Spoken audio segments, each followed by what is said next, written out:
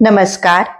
श्री शिव महापुराण वायवीय संहिता पूर्वार्ध अध्याय क्रमांक 1 विद्यास्थानांचा आणि पुराणांचा परिचय. व्यास म्हणतात, जे जगाची उत्पत्ती, पालन आणि संहार करतात, जे प्रकृती आणि पुरुषाचे ईश्वर आहेत, त्या प्रमथगण पुत्रद्वय आणि उमेसहित असलेल्या भगवान शंकरांना नमस्कार असो. त्यांच्या शक्तीला कोठे तुलनाच नाही. त्यांचे ऐश्वर्य सर्वत्र व्यापक आहे. तसे स्वामित्व आणि विभुत्व हा ज्यांचा स्वभाव म्हणून सांगण्यात आलेला आहे, त्या विश्वस्रष्टा, सनातन, अजन्मा, अविनाशी, महान देव आणि मंगलमय परमात्मा अशा शिवजींना मी शरण आहे. श्री गणेशाय नमः. श्री गौरी शंकराभ्याय नमः. जे धर्माचे क्षेत्र आणि महान तीर्थ आहे, जेथे गंगा आणि यमुनेचा संगम झालेला आहे, जो ब्रह्मलोकाचा मार्ग आहे, त्या प्रयागामध्ये शुद्ध हृदयाच्या सत्यव्रतपरायण, महातेजस्वी आणि महाभाग्यवान मुनींनी मोठ्या यज्ञाचे आयोजन केलेले होते. क्लेशरहित कर्म करणाऱ्या त्या महात्म्यांच्या यज्ञाचे वर्तमान ऐकून निपुण कथावाचक, त्रिकालवेत्ता, उत्तम नीतिज्ञ, त्रिभुवन विख्यात पौराणिक शिरोमणी, महाविद्वान, महाबुद्धिमान आणि वादविवादात बृहस्पतींनाही निरुत्तर करू शकतील असे व्यास शिष्य सुत त्या ठिकाणी आले. त्यांना पाहून तेथील सर्व ऋषींना अतिशय आनंद झाला. त्यांनी त्यांचे प्रेमाने स्वागत केले, त्यांची यथायोग्य पूजा केली, त्यांना उत्तम आसनावर बसवले, त्यांचा सत्कार केला. मग ते म्हणाले, शैवराज, रोमहर्षणजी, तुम्ही महाज्ञानी, उत्तम वक्ता आणि सर्वांना आदरणीय आहात. तुम्हाला व्यासांकडून सर्व पुराणे अवगत झाली आहेत. आमचे भाग्य थोर म्हणूनच तुमचे येथे आगमन झाले. तुमच्या दर्शनाने आम्ही खरोखरच धन्य झालो आहोत. आता आमचे कल्याण केल्याशिवाय येथून जाऊ नका. आम्हाला तुमच्या सत्संगतीचा लाभ द्या.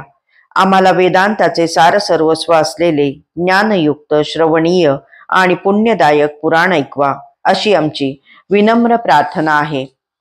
तेव्हा वेदवादी मुनिजनांची सत्कथा श्रवणाची इच्छा जाणून सुतांना मोठे समाधान वाटले.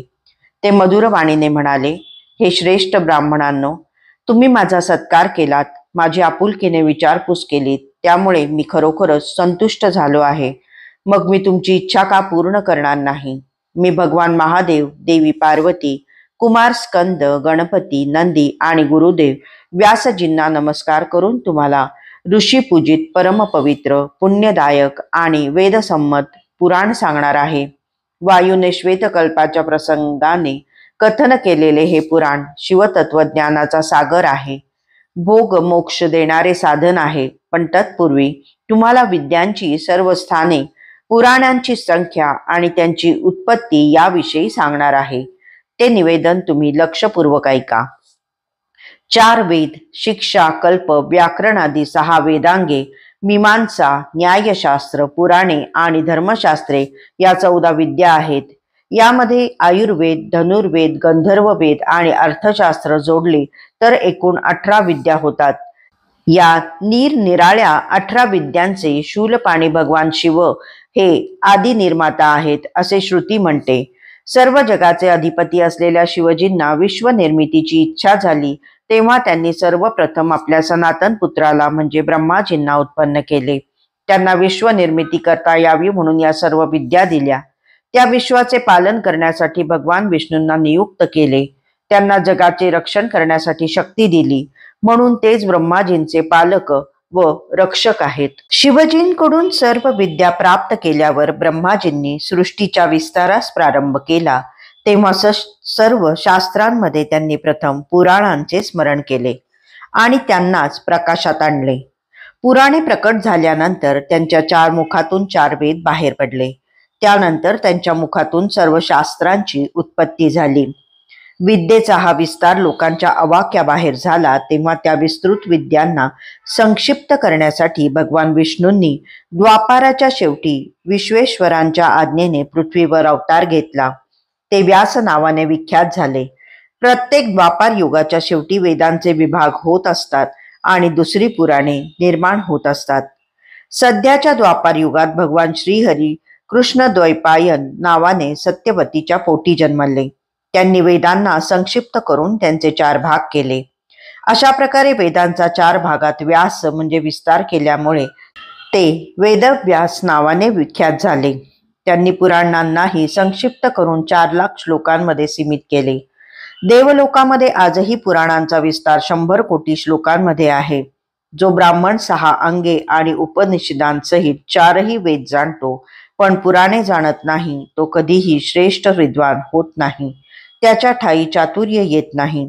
इतिहास आणि पुराणांवरून वेदांची व्याख्या करावी.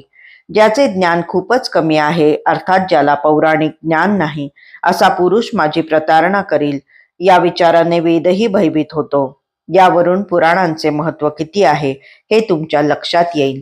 असो, सर्ग, प्रतिसर्ग, वंश, मन्वंतर आणि वंशानुचरित ही पुराणांची 5 लक्षणे आहेत. लहान मोठी 18 पुराणे आहेत. त्यांच्या पवित्र क्रम पुढील प्रमाणे आहे: 1 ब्रह्मपुराण, 2 पद्मपुराण, 3 विष्णुपुराण, 4 शिवपुराण, 5 भागवत पुराण, 6 भविष्य पुराण, 7 नारद पुराण, 8 मार्कंडेय पुराण, 9 अग्निपुराण, 10 ब्रह्मवैवर्त्य पुराण, 11 लिंग पुराण, 12 वराह पुराण, 13 स्कंद पुराण, 14 वामन पुराण, 15 कूर्म पुराण, 16 मत्स्य पुराण, 17 गरुड पुराण आणि 18 ब्रह्मांड पुराण. यातील 4थे शिवपुराण भगवान शिवजींशी संबंधित आहे. स्वतः शिवप्रभूंनी याची निर्मिती केली आहे. 1 लाख श्लोक संख्या असलेल्या या पुराणात एकूण 12 संहिता आहेत. यात धर्म प्रतिष्ठित असून हे सर्व मनोरथ सिद्ध करणारे आहे. यातील धर्माचे पालन करणारे 3ही वर्णाचे लोक शिवकृपेने प्राप्त जन्मातच मुक्त होतात. फार काय सांगावे. शिवजींच्या आश्रयाने केवळ मनुष्यच नव्हे तर मुक्तीची इच्छा करणाऱ्या देवांनाही मुक्ती मिळते. असो, आता मी तुम्हाला वेदसंमत शिवपुराणाचे वर्णन करून सांगतो. या पुराणात 1 लाख श्लोक आणि 12 संहिता आहेत. विद्येश्वर संहिता, रुद्र संहिता, विनायक संहिता, उमा संहिता, मातृसंहिता, रुद्रकादशक संहिता, कैलास संहिता, शतरुद्र संहिता, कोटी रुद्र संहिता, सहस्त्र कोटी रुद्र संहिता, वायवीय संहिता आणि धर्मसंहिता अशी यांची नावे आहेत. यापैकी विद्येश्वर संहितेत 10,000 श्लोक आहेत. रुद्र, विनायक, उमा आणि मातृसंहितेत प्रत्येकी 8,000 श्लोक आहेत. रुद्रकादंश संहितेत 13,000, कैलास संहितेत 6,000, शतरुद्र संहितेत 13,000, कोटी रुद्र संहितेत 9,000, सहस्त्र कोटी रुद्र संहितेत 11,000, वायवीय संहितेत 4,000 आणि धर्मसंहितेत 12,000 श्लोक आहेत. वेदांचे सार असलेल्या आणि भुक्ती-मुक्ती देणाऱ्या या विस्तृत शिवपुराणाला व्यासांनी 24,000 श्लोकांमध्ये संक्षिप्त केले. यात 6 संहिता आहेत: विद्येश्वर संहिता, रुद्र संहिता, शतरुद्र संहिता, कोटी रुद्र संहिता, उमा संहिता, कैलास संहिता आणि वायवीय संहिता. यापैकी विद्येश्वर संहितेत 2,000, रुद्र संहितेत 10,500, शतरुद्र संहितेत 2,180, कोटी रुद्र संहितेत 2,240, उमा संहितेत 1,840, कैलास संहितेत 1,240 आणि वायवीय संहितेत 4,000 श्लोक आहेत. परमपवित्र आणि पुण्यदायक असे हे शिवपुराण तुम्ही श्रवण केलेत. आता फक्त वायवीय संहिता राहिली आहे. 2 भागात असलेली ही संहिता मी तुम्हाला सांगणार आहे. जो वेदांना जाणत नाही तो पुराणांचे महत्व जाणत नाही आणि ज्याला या प्राचीन वाङ्मयाविषयी आदर नाही त्याला हे उत्तम शास्त्र कधीच सांगू नये.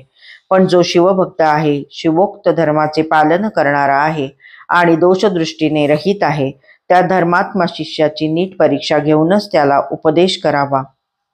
असो, ज्यांच्या कृपाप्रसादाने मला पुराण संहिता अवगत झाल्या त्या अमित तेजस्वी भगवान व्यासांना नमस्कार करून मी निरूपणास प्रारंभ करतो. अध्याय 1 समाप्त.